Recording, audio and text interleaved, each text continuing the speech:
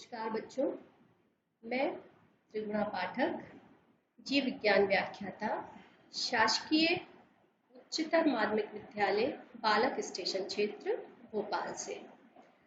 आज हम जिस विषय का अध्ययन करने जा रहे हैं वह है विकास, कक्षा 12, इकाई 7 अनुवांशिकी एवं विकास में विकास का अध्ययन आज हम करेंगे।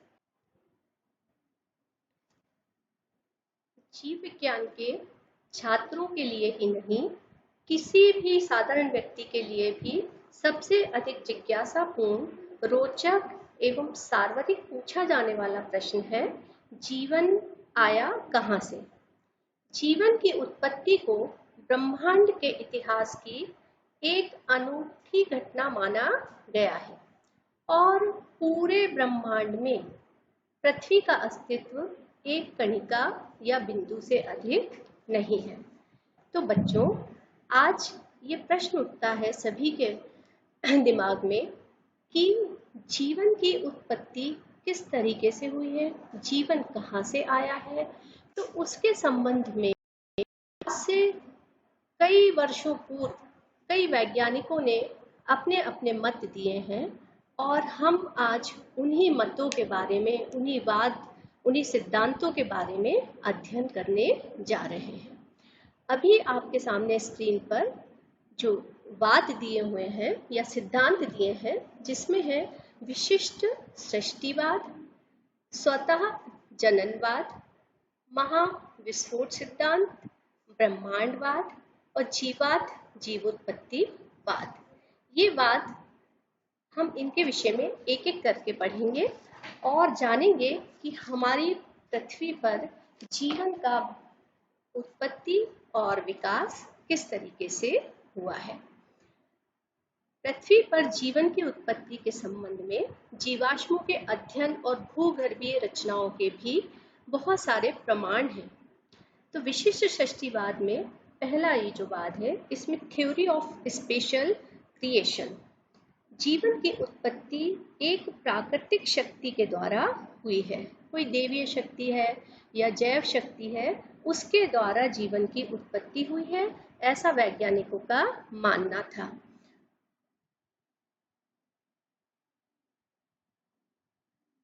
उसके बाद है स्वतः जननवाद। स्वतः जननवाद में ऐसा माना गया कि जीवन की उत्पत्ति निर्जीव मृत पदार्थों से अकस्मात स्वतः ही हुई है। वॉन हेलमोंट ने पसीने से भीगी शर्ट और गेहूं का उदाहरण देकर ये सिद्ध किया था कि जीवन की उत्पत्ति मृत पदार्थों से भी हो सकती है।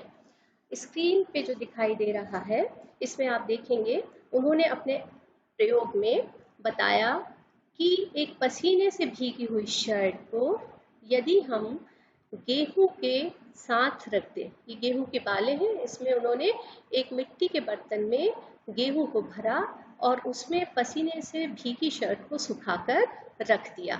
फिर एक चार्ट का निर्माण किया और उन्होंने कुछ दिनों बाद देखा, लगभग 21 दिन बाद देखा कि उस मिट्टी के बर्तन में जहाँ गेहूं रखे थे, चूहे उत्पन्न हो गए हैं। तो बच्चों, ऐसा तो नहीं है कि चूहे अपने आप ही उत्पन्न हो गए हैं। ये समझने वाली बात है कि खोज के लिए चूहे आए होंगे भोजन की तलाश में और वो उस बर्तन में एकत्रित हो गए होंगे। तो इस तरह से इनके इस बात को भी मान्यता नहीं मिली, इस बात को समर्थन नहीं मिला। नेक्स्ट जो हम बात देखेंगे वो है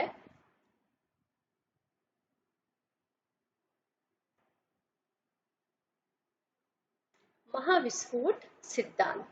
महाविस्फोट सिद्धांत, बिग बैंग थ्योरी। ऐसा मानना था कि पृथ्वी पर या ब्रह्मांड में अत्यधिक सघन पदार्थ में हुए विस्फोट से, पदार्थ जो बहुत ज्यादा एकत्रित हो गए थे उनमें विस्फोट हुआ और उस विस्फोट से फिर पृथ्वी का या अन्य चीजों का निर्माण हुआ। अब ऐसा माना जाता है कि लट्टू की तरह घूमती ब्रह्मांडीय धूल और गैस के एक बादल जिसका नाम था सोलर नेब्यूला, से फिर पूरा सौर मंडल विकसित हुआ। एडविन हॉवल और जॉर्ज लेमात्रे 1927 में इन्होंने बिग बैंग थ्योरी दी और इन्होंने कहा कि लगभग 13.7 अरब वर्ष पूर्व ब्रह्मांड सिमटा हुआ था। मतलब कुछ नहीं था, ब्रह्मांड बहुत ही सिमटा हुआ सघन था और पदार्थों और ऊर्जा के बिंदु के रूप में था। इस बिंदु के केंद्र में महाविस्फोट हुआ और इसके बाद ये फैलता गया और आज तक फैलता ही जा रहा है, ऐसा माना गया। इसके पश्चात लेकिन इनके इस सिद्धांत को भी मान्यता प्राप्त उतनी नहीं हुई। हम आगे और देखेंगे। नेक्स्ट जो हमारा सिद्धांत है ब्रह्मांडवाद। ब्रह्मांडवाद में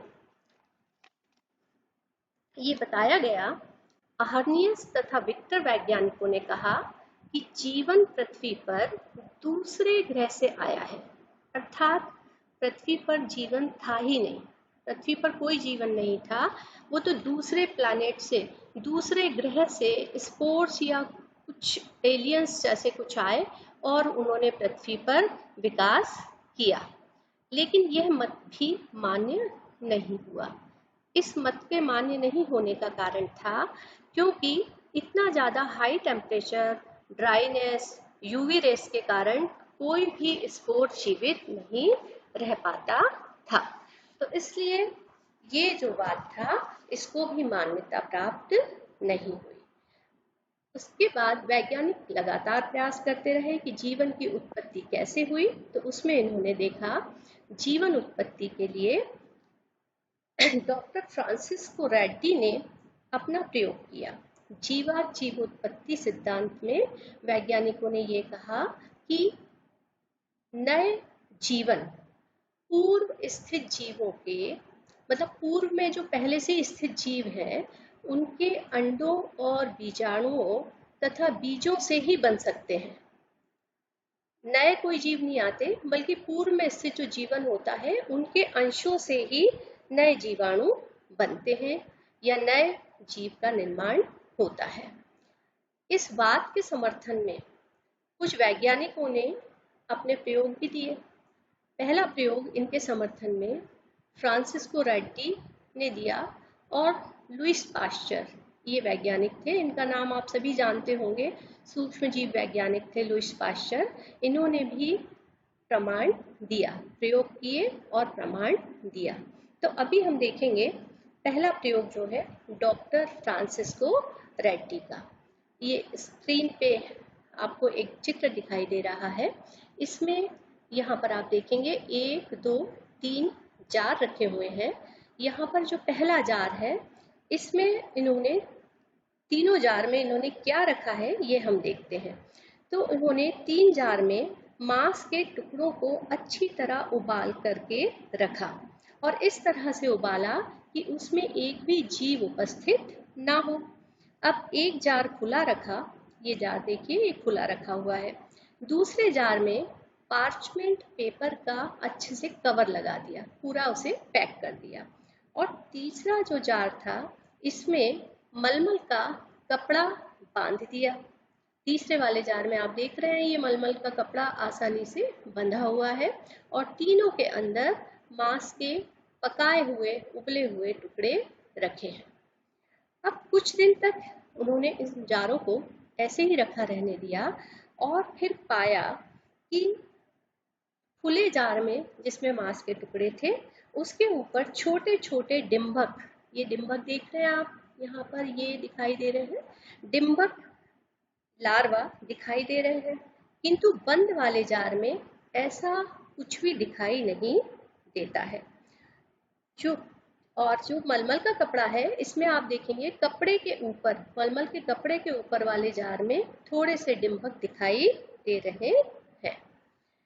ऐसा बंद जार में इसलिए नहीं हुआ क्योंकि वहां पर मक्खियां या अन्य कोई जीव अंदर नहीं जा पाया और उसने अपने लार्वा नहीं दिए, किंतु खुले जार में मक्खियों ने मांस के टुकड़ों पर अंडे दिए और उन अंडों से डिंभक उत्पन्न हो गए। तो इस तरह से ये थ्योरी जो थी इन्होंने बताई कि पूर्व में स्थित जीवों के अंडों से ही नए जीवाणु बनते हैं। लेकिन क्वेश्चन अब बच्चे आप भी सोच रहे होंगे कि वो जो पुराना जीव था वो कहाँ से आया, वो भी तो कहीं से आया होगा। और हम पढ़ रहे हैं ओरिजिन ऑफ लाइफ, जीवन की उत्पत्ति। तो ये मत भी उतना मान्य नहीं हुआ। इसमें भी बहुत, इस एक्सपेरिमेंट पर भी बहुत क्रिटिसाइज हुआ, क्योंकि पार्चमेंट पेपर वाला जो मांस का टुकड़ा था, उस टुकड़े पर बाद में कुछ दिन बाद क्या हो सकता है, ये आप भी जरा सोचिए कि इसमें फंगस लगी होगी। यदि उसको नहीं भी खोला होगा तो इसमें फंगस लगी होगी, फफूंद लगी होगी। उस समय माइक्रोस्कोप का निर्माण हो चुका था। माइक्रोस्कोप से देखने पर यहाँ पर फंगस दिखाई दी होगी, उसमें सूक्ष्म जीव भी उत्पन्न हो गए होंगे। लेकिन ऐसा क्यों? ऐसा इसलिए कि इन जार को निर्वात नहीं किया था। पहले की जो थोड़ी वायु रह गई होगी उसमें से जीव उत्पन्न हो सकते हैं। तो ऐसा इस एक्सपेरिमेंट को भी क्रिटिसाइज किया गया। अगला एक्सपेरिमेंट लुईस पाश्चर वैज्ञानिक ने दिया था। उन्होंने, ये आपको एक चित्र और दिखाई दे रहा है इसकी स्क्रीन पर, लुईस पाश्चर का। ये महान सूक्ष्म जैव वैज्ञानिक थे। इन्होंने भी बायोजेनेसिस या जीवाजीव उत्पत्ति के संबंध में समर्थन में अपने प्रयोग दिए। अब यहाँ पर चित्र में आप दिखाई दे रहे हैं आपको कुछ अलग तरह के फ्लास्क रखे हुए हैं। लुईस पाश्चर का एक्सपेरिमेंट नीचे लिखा है और आप देख रहे हैं एक फ्लास्क जिसका स्वान नेक्ड शेप, हंस के समान, ये, या हम ये कहेंगे कि इसमें एस के आकार की मुड़ी हुई नलिका है। फ्लास्क के मुंह पर एस के आकार की मुड़ी हुई नलिका है। अब इन्होंने इस फ्लास्क में मांस का शोरबा, या फिर हम ये कहें किसी बुक में है यीस्ट, शुगर और वाटर के मिश्रण को बहुत अच्छे से उबाल करके और डाला। ठीक, तो अब हम इसको इस तरीके से समझेंगे। पहले फ्लास्क में मांस के शोरबे को बहुत उबाला और एस के आकार की नली का मुंह रुई से कवर कर दिया, या फिर यह कहेंगे कि उबले हुए जो सघनित पदार्थ थे वो इस नलिका में यहाँ आकर के एकत्रित हो गए। कुछ दिन पश्चात उन्होंने देखा कि मांस के शोरबे में किसी भी प्रकार के जीवाणु नहीं थे, किसी भी तरह के जीवाणु उसमें नहीं थे, क्योंकि वायु अंदर जा ही नहीं पाई। वायु में ऐसा मानते हैं कि सूक्ष्म जीवी उपस्थित होते हैं, लेकिन इसमें वायु अंदर नहीं जा पाई और ये पूरा के पूरा फ्लास्क उबलने के कारण स्टरलाइज भी हो गया था। तो यहाँ पर इसमें कोई जीवाणु नहीं थे। फिर उन्होंने इस एस के आकार की नलिका को तोड़ दिया और दूसरे फ्लास्क में कुछ दिन तक ऐसे ही जो पहले प्रोसीजर दोहराया था वही किया। तो उन्होंने देखा कि फ्लास्क में कुछ दिनों के बाद जीवाणु उत्पन्न हो गए। क्यों? क्योंकि उसमें वायु थी। अतः इन दोनों प्रयोगों से उन्होंने स्वतः जननवाद के सिद्धांत को गलत साबित कर दिया और प्रमाणित कर दिया कि जीवोत्पत्ति के सिद्धांत जो है वो सही नहीं है। अब यह प्रश्न है कि फिर जीवन कहाँ से आया? सारे वैज्ञानिक फिर से इसमें लगे हुए थे कि जीवन कहाँ से आया। तो इसके संबंध में वैज्ञानिक ओपेरिन ने अपना एक बात दिया, ओपेरिन एवं हॉल्डन थ्योरी। और ओपेरिन एवं हॉल्डन की थ्योरी थी, रासायनिक सिद्धांत का पक्ष था और फिर मिलर एंड ड्यूरे का प्रयोग था। तो अभी रासायनिक जो वाद है, रसायन जैववाद है, उसमें हम पढ़ेंगे कि जीवों की उत्पत्ति वास्तव में किस प्रकार से हुई है और जैव विकास कैसे हुआ। तो पहले हम जैव विकास की, खाली विकास की परिभाषा पढ़ते हैं। परिभाषा शब्दावली का इसमें विशेष ध्यान दिया जाता है। वैसे तो हम यदि विकास को देखें तो क्रमिक अध्ययन, क्रमिक विकास, धीरे धीरे होने वाली क्रिया क्रम विकास या एवोल्यूशन जैविक आबादी के आनुवांशिक लक्षणों के पीढ़ी दर पीढ़ी परिवर्तन को कहते हैं। क्रम विकास की प्रक्रियाओं के फलस्वरूप जैविक संगठन के हर स्तर पर विविधता बढ़ती जाती है। जैसे जैसे विकास बढ़ता है, विविधता भी बढ़ती जाती है।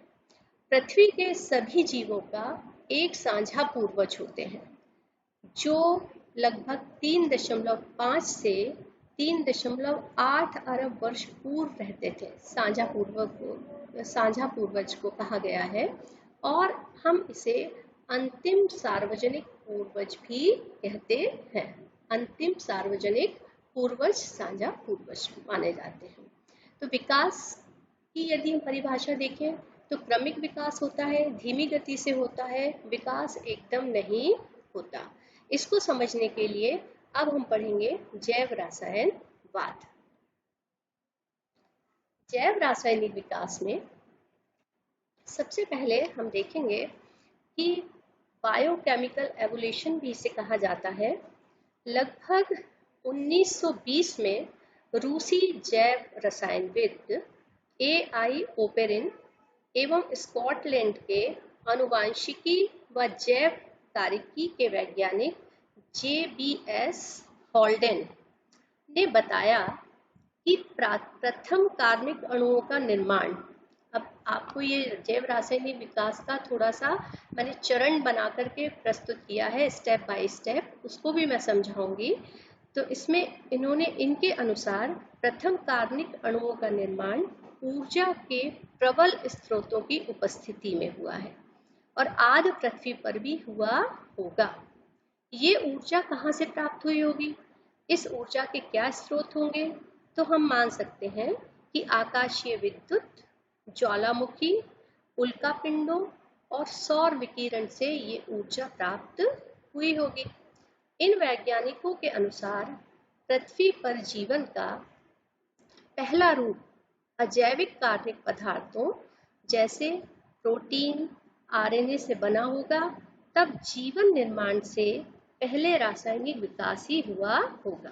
पहले रासायनिक विकास हुआ होगा, उसके बाद जीवन का निर्माण हुआ होगा।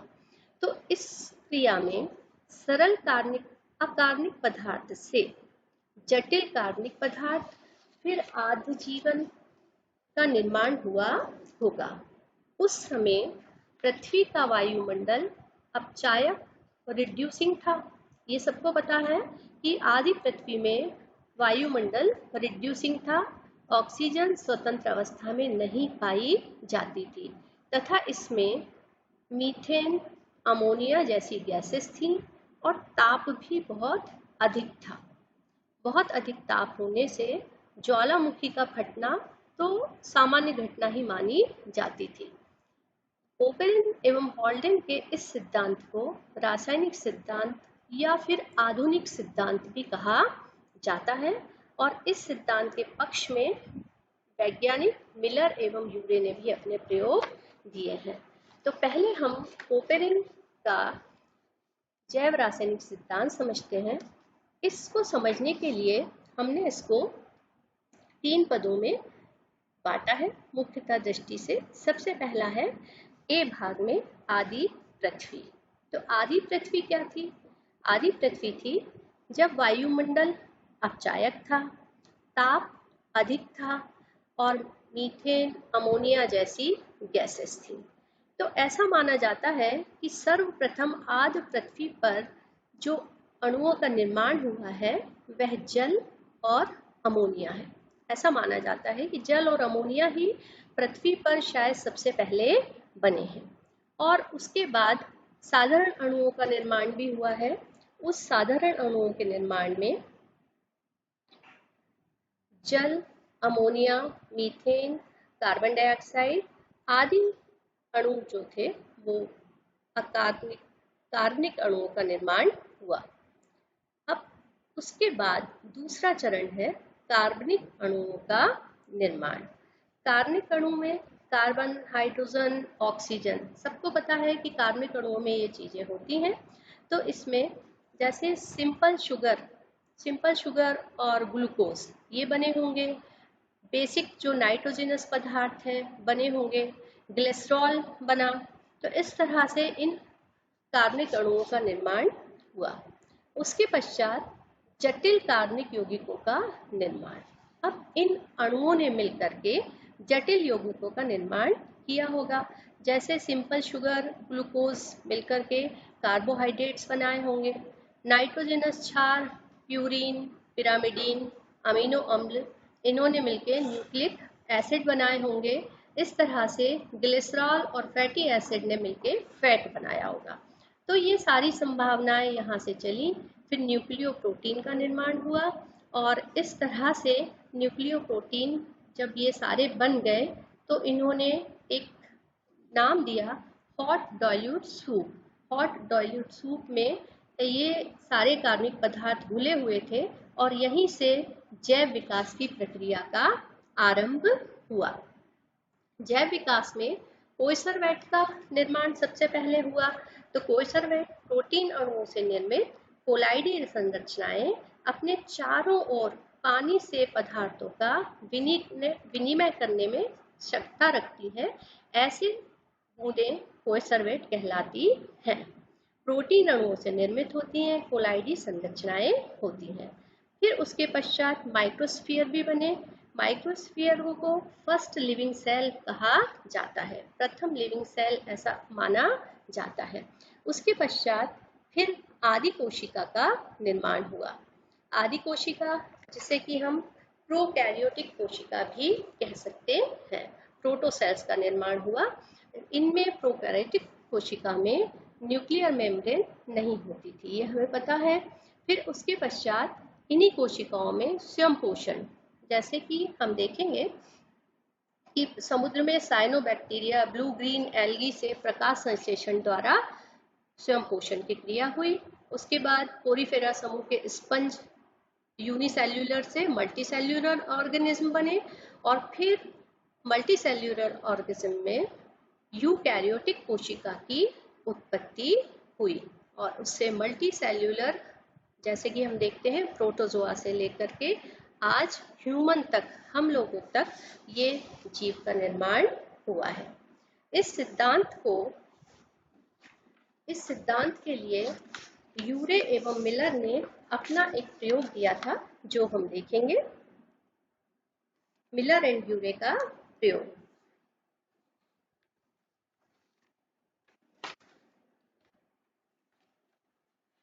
आप देख रहे हैं चित्र में कि हमको एक फ्लास्क दिखाई दे रहा है। मिलर यूरे के प्रयोग में एक बड़ा फ्लास्क ऊपर है और ये दूसरा फ्लास्क है।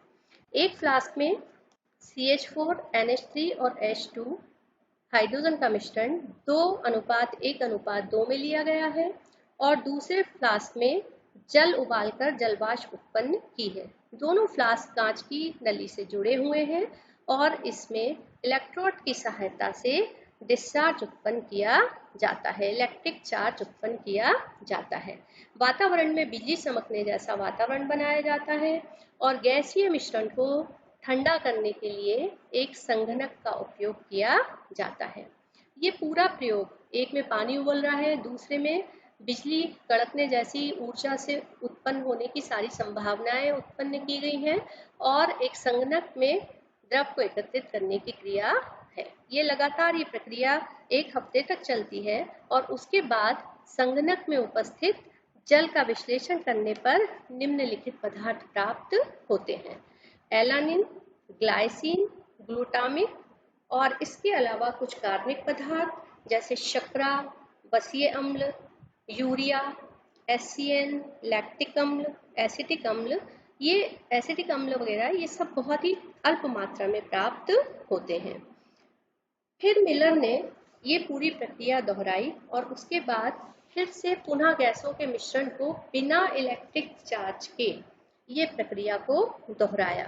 तो उन्होंने पाया कि जो कार्बनिक पदार्थ हैं वो बहुत ही कम मात्रा में प्राप्त हो रहे हैं। पहले जितने ज़्यादा हो रहे थे इलेक्ट्रिक चार्ज से, अब कम हो रहे हैं।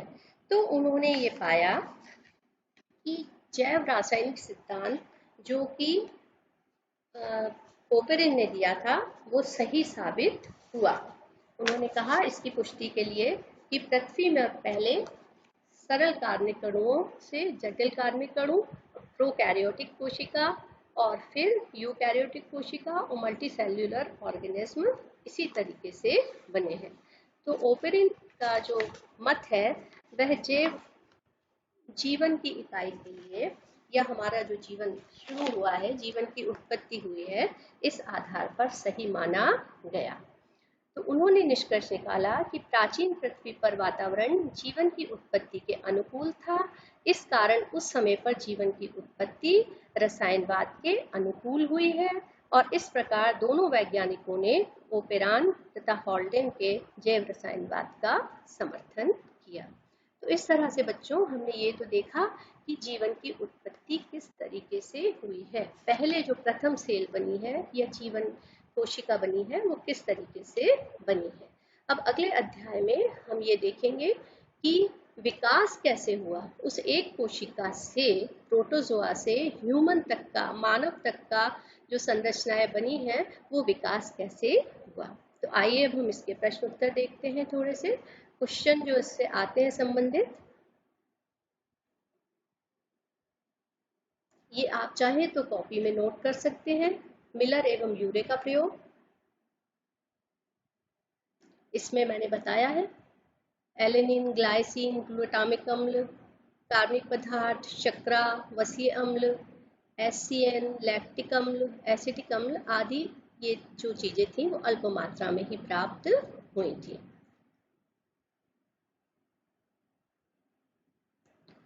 बच्चों हम प्रश्न देखेंगे। प्रश्न में ये जो अभी हमने विकास अध्याय पढ़ा है, इसमें अभी हमने सिर्फ जीवन की उत्पत्ति ही पढ़ी है कि जीवन की हमारी उत्पत्ति, जीवन की सबसे छोटी कोशिका या इकाई की उत्पत्ति कैसे हुई है। तो यहाँ पर प्रश्न छोटे भी आते हैं, 2-2 नंबर के भी आते हैं और बड़े प्रश्न भी आते हैं। तो ब्रह्मांड की सबसे छोटी इकाई का नाम लिखिए। तो बच्चों अभी हमने पढ़ा पृथ्वी है। प्रारंभिक वातावरण में पाई जाने वाली गैसों के नाम लिखिए। तो प्रारंभिक वातावरण में मीथेन, अमोनिया, हाइड्रोजन ये गैसें पाई जाती थी। बिग बैंग का सिद्धांत क्या है, ये भी पूछा जा सकता है 2 नंबर का, जो भी हमने महाविस्फोट का सिद्धांत पढ़ा है।